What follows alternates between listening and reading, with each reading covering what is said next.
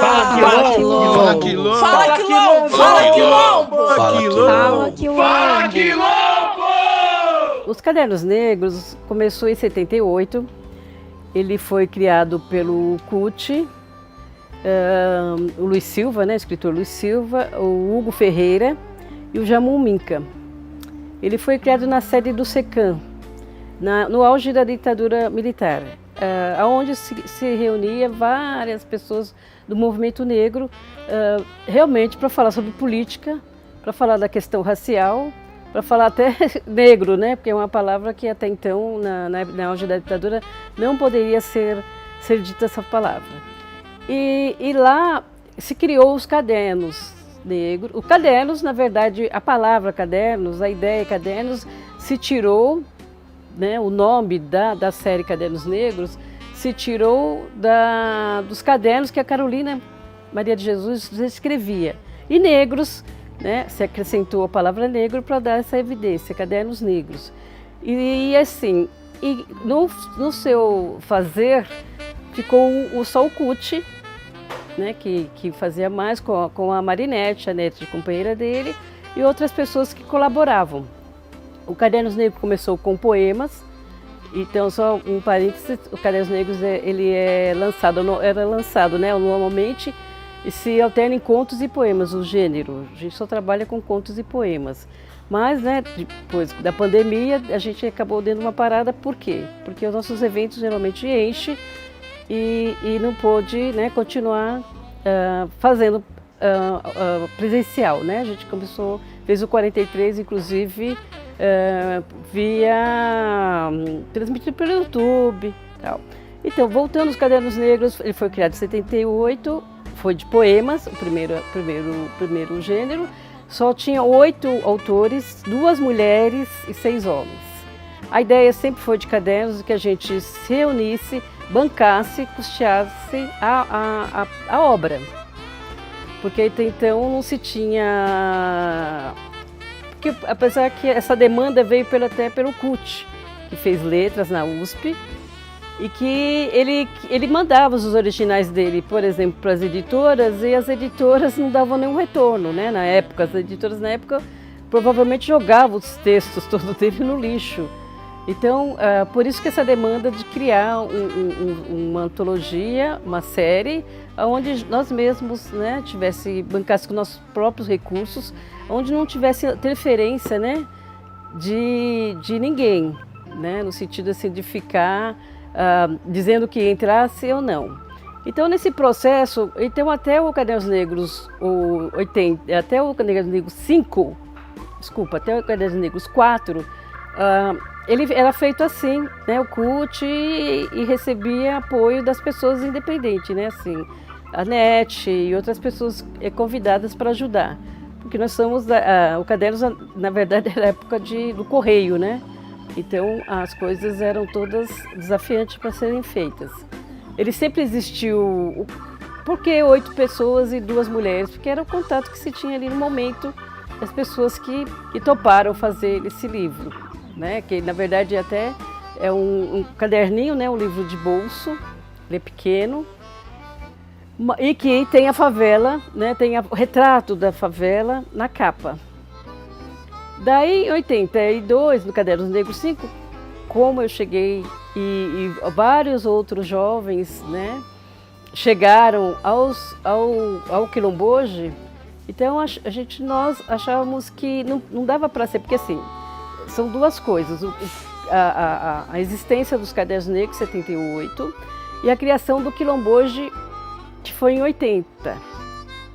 Só que o Quilomboje não discutia a literatura, Carolina e outros textos dos próprios pessoas que participavam, né, do Quilomboje, mas não assumia os Cadernos Negros. Chegando a 82, né, no Cadernos Negros 5, nós achávamos que assim, a gente achou que o Cadernos Negros era feito pelo Quilomboje. Quando nós descobrimos que uma coisa era desassociada da outra, porque a ideia do Quilomboje ele foi criado na época, nós não estávamos, né, nessa época, era para discutir essa literatura produzida, né, por outros escritores, por si próprio, mas era no bar, e do bar né, o antigo Bar Mutamba, que é aqui perto, né? E na verdade depois dessas discussões todas, iam cada um para sua casa. E o CUT ficava só ele e outras pessoas correndo, a Marinete, né, a gente chama ela de Nete, correndo atrás da publicação de outros autores para participar. Daí entrando, hoje nós não entendíamos essa coisa, né, uma separada. Eu falei, gente, mas se tem um grupo, esse grupo tem que assumir a feitura dos cadernos. Então quando nós entramos, né, acabou a gente fazendo essa junção, né? Tanto é que na época que a gente chamou, que era o Oswaldo, Paulo Colina, Abelardo, né? Por a gente ser novo, não tinha livro nenhum, né, publicado, algumas pessoas não tinham, eles acharam que não tinha que ter pessoas novas, né, no grupo. Então eles falaram, CUT, você tem que escolher, ou fica com esse pessoal novo, ou fica com a gente que já está há mais tempo. Mas aí o CUT teria que escolher, se ele escolhesse ficar com eles, né, na verdade ia continuar na mesma pegada. Ele falou, não, eu prefiro ficar com os jovens. E a gente veio com essa ideia de que cadernos o mundo tinha que conhecer o caderno. Então a gente veio com essa proposta. E também aí as nossas experiências, né? Eu me formei em jornalismo, o Márcio teve equipe de baile, né? Formado em filósofo, o Obi também teve participação em bailes. Então a nosso entender que os cadernos, até o Caderno Negro 5, por exemplo, era feito em bibliotecas, em livrarias, na verdade, pequenas, porque não ia muita gente. De partir do Cadernos Negros 6, né, de contos, nós falamos, nós temos que saber quantos autores, quantos leitores participam do nosso lançamento. Foi na UBE o lançamento. Na verdade, eu sempre ia nos eventos das pessoas, né, a gente sempre olhando o que o outro faz de legal, né, de outra entidade, de outro grupo, para a gente também se inspirar, né? E eu vi esses livros dessas atas, esses livros que a gente vê com numeração, parece de ata, né? De contabilidade, e só assinava o nome. Eu falei, gente, mas que sentido tem isso só ficar pondo meu nome lá? Então eu trouxe essa ideia pro Quilombo, a gente disse, não, nós vamos pôr o nome, vamos começar assim, com o nome, endereço, CEP, porque era correio, né? O forte nosso. CEP, o Estado, e a gente conseguiu, e é isso a gente fizemos bastante, né? Era um livro de 200, né? 200 páginas, nós fizemos isso e descobrimos que 100 pessoas foram no lançamento. Oba! Mas daí o trabalho, né? Fizemos isso e depois a gente tinha que xerocar esse caderno e depois a gente fazia um mutirão, antes do lançamento anterior, a gente fazia um mutirão e cada um cortava.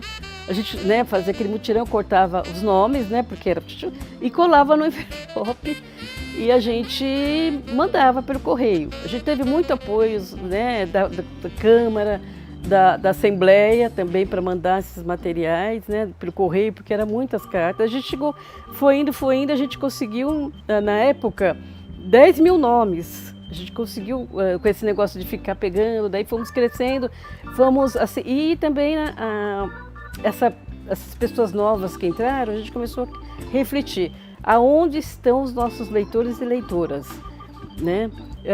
Porque a gente tinha uma concepção antes errada, assim, né? Onde estavam os leitores e as leitoras. Porque a gente se diverte, a gente, né, vai aos bares, a gente vai aos bares e aos bailes. A gente é uma pessoa comum, né? Que tem que fazer, tem todos os divertimentos. Então nós somos aos bailes, a equipe de bailes, divulgar os cadernos. Porque lá nós encontramos professores, encontramos as pessoas que estavam interessadas. E também aprendemos, sempre aprendendo com as outras pessoas, mesmo as equipes de bailes, que elas são muito organizadas. Elas sempre reuniram mais de 1.000, 10.000 pessoas sem a mídia, né? A gente ficava impressionado. E o material, assim, de uma qualidade assim, ímpar. E uma divulgação anterior. Então, tudo isso a gente aprendeu com eles, que tem que fazer uma divulgação anterior, eles faziam, né, o baile ia ser 2 meses aqui, mas eles já mandavam um material bonito.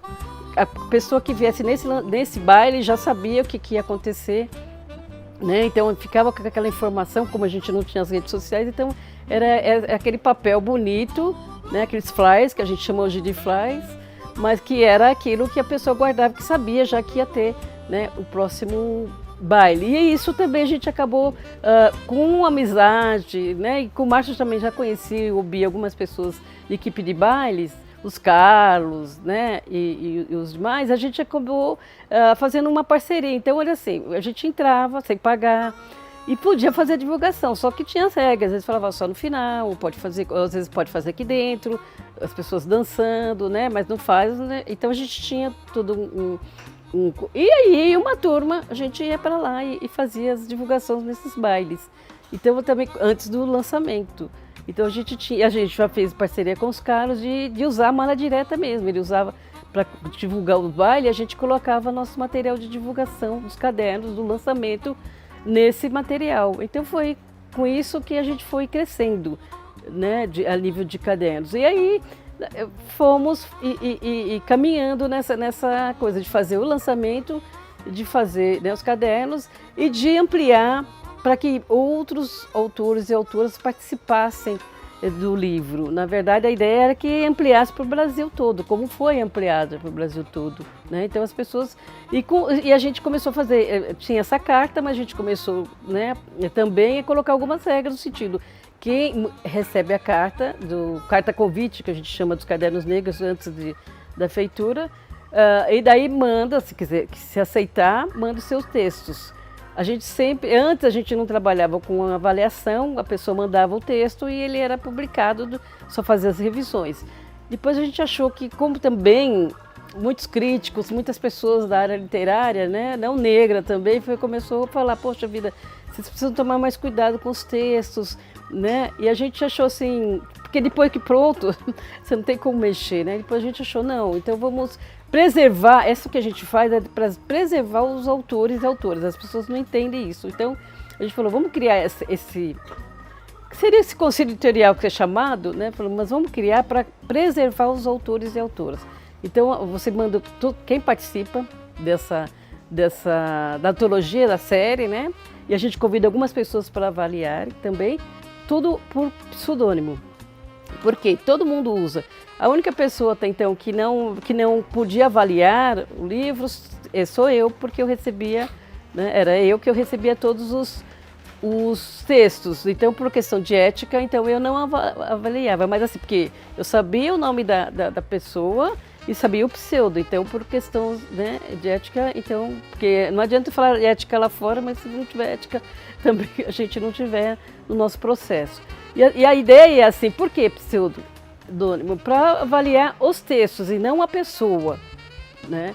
E daí foi com isso que a gente foi fomentando. Tem pessoas que pensam, que é uma coisa interessante, porque é um processo que quando você é avaliado, você tem com seus textos, na verdade, as pessoas gostam do seu texto, ali naquele, vamos dizer, um conselho editorial ali, isso assim, a gente já comprovou quase 100% que isso também, quando chega, né, o livro publicado, as pessoas, né, os leitores e leitoras, eles gostam também do texto.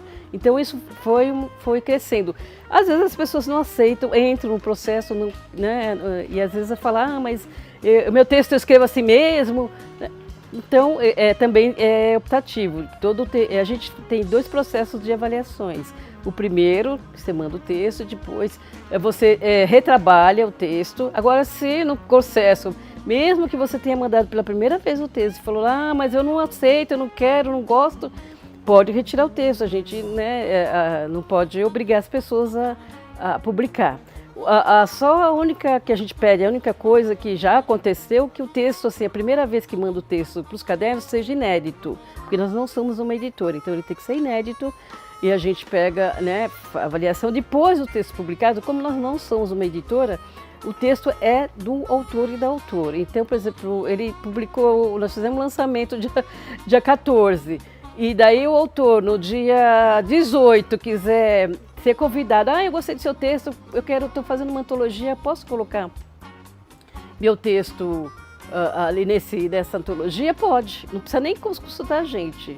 pode colocar, porque o texto é do autor e da autora, mas assim, porque o primeiro tem que ser inédito, o primeiro momento, porque assim, porque texto que você publica em Facebook, agora tem o Instagram, né?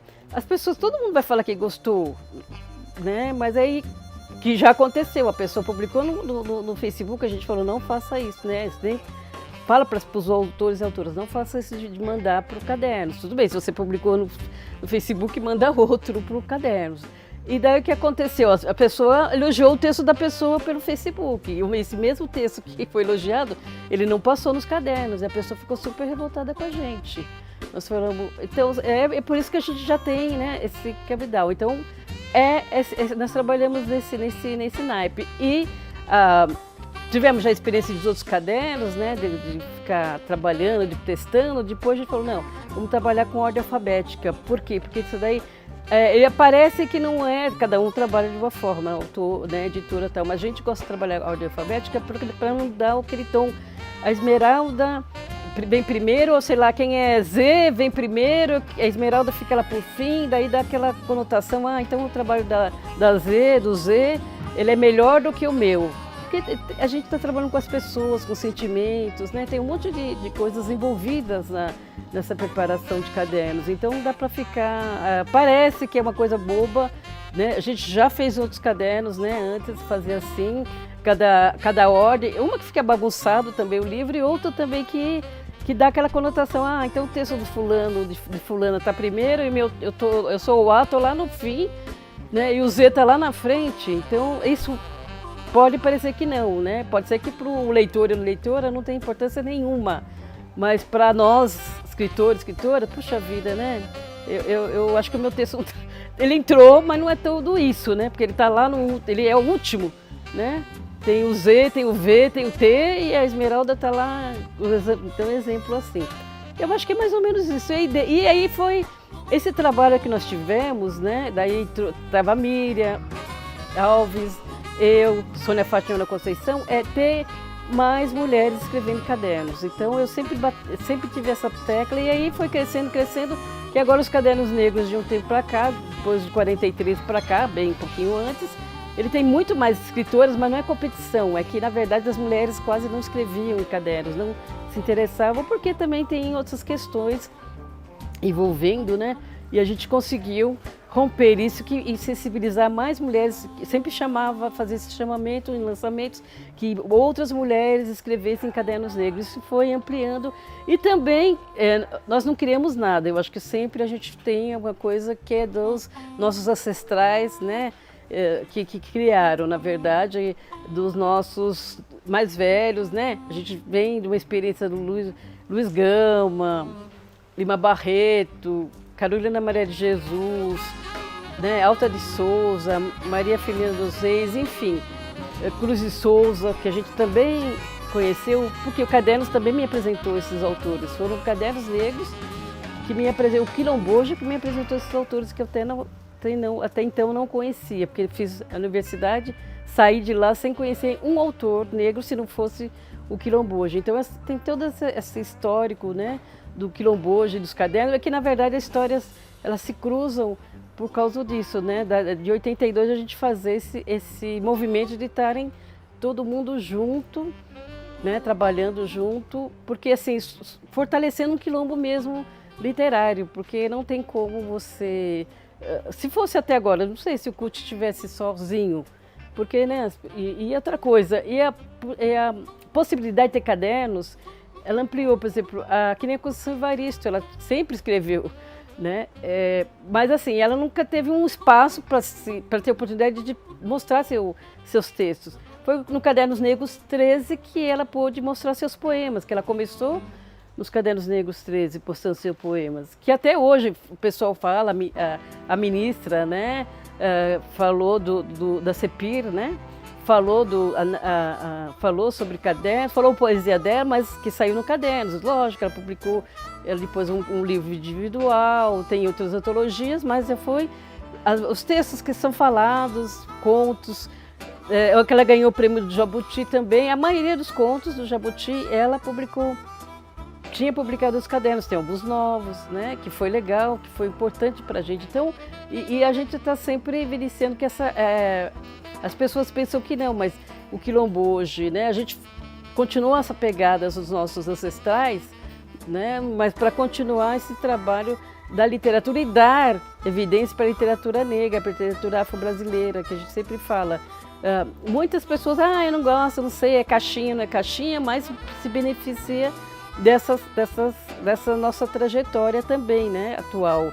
E também é assim, o surgimento de editoras negras, a gente conseguiu, né, também assim, potencializar que outras editoras também elas surgissem, e que é bom, porque é um trabalho mais direto com o leitor e leitora. Isso não impede de você publicar em grandes editoras, mas acho que uma editora que é pequena no sentido assim, você está trabalhando direto e falando direto com o seu editor. É uma outra pegada que você vai falar com uma grande editora, que ela não vai, a dona da editora não vai falar com você, ela vai ter várias camadas e às vezes seu texto tem que passar avaliação, porque a gente conhece bem esse mais ou menos, né, esse trâmite aí, que tem que passar pela avaliação, se não passar, não é publicado, independente do nome, ou só se a pessoa falar, não, tem que publicar Esmeralda e não tem como. Chega já, né, lá de cima, aquelas coisas todas, né, então tem que publicar Esmeralda, não tem que passar em crivo de revisão nenhuma, ou de análise de grupo dentro da editora, daí publica e acabou.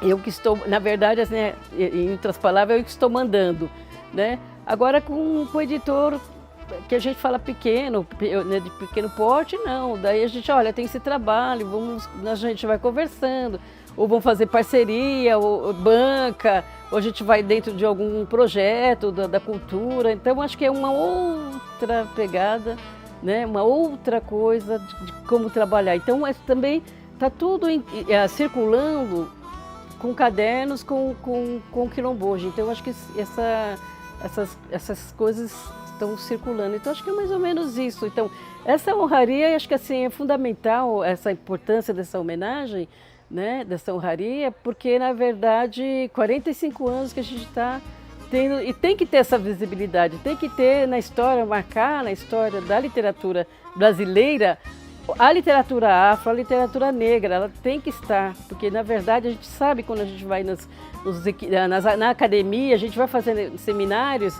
as pessoas estão ansiosas, querendo saber novidades, e a gente traz experiência própria, realmente a gente acaba, sem querer, mas rouba a cena de uma academia. Por quê? Porque a gente está trazendo nossas experiências, nosso viver, né, de outras pessoas também. Nós estamos criando e mostrando que nós temos uma escrita. Nós, mulheres negras, homens negros, escrevemos, né? E a gente quer sair desse lugar e dizer assim, mas aqui é escrita, e a gente está ali, de carne e osso. Você pode discutir o texto, pode falar que gostou, né? E a gente só tem, até então, aqueles assim, escritores já falecidos, né? Que você não conhece só a obra do escritor, agora você tem completo. Então, já pensou, é emocionante, você deu o texto da Conceição e está podendo falar com ela, abraçar, ou até a oportunidade de dizer, olha, né, eu admiro muito você, né, você foi muito importante, porque a literatura ela não é só a nossa escrita, ela também mexe com a vida das pessoas. Se você for ver depoimentos, eles são belíssimos, que isso para a gente é fundamental. Essa literatura me ajudou, eu estava deprimida, estava com depressão, li tal texto, melhorei. A questão racial para mim eu tive outra compreensão. Então eu acho que a literatura ela é um berço, ela é uma parte, a literatura negra que nós produzimos, uma parte, né, do movimento negro, porque ela dá ela compõe e ela ajuda também, que tem a parte da gente falar, né, que a gente falou do discurso, que são importantes, mas também tem isso que é da escrita, que a pessoa vai ficar sozinha, ela e o livro, ela aquela página, e com isso ela também potencializa, ajuda ela a ter uma compreensão melhor da vida, de refletir, né? A gente põe olhares diferentes nos nossos textos, que acho que é bom para as pessoas também, falar, acho que eu não tinha percebido esse tipo de coisa. Quando você faz, às vezes, um poema fiz um poema de um ônibus, mas parece que tão bobo, né? A gente anda todo dia de ônibus, de transporte público, mas nós, escritores, olhamos de uma outra forma.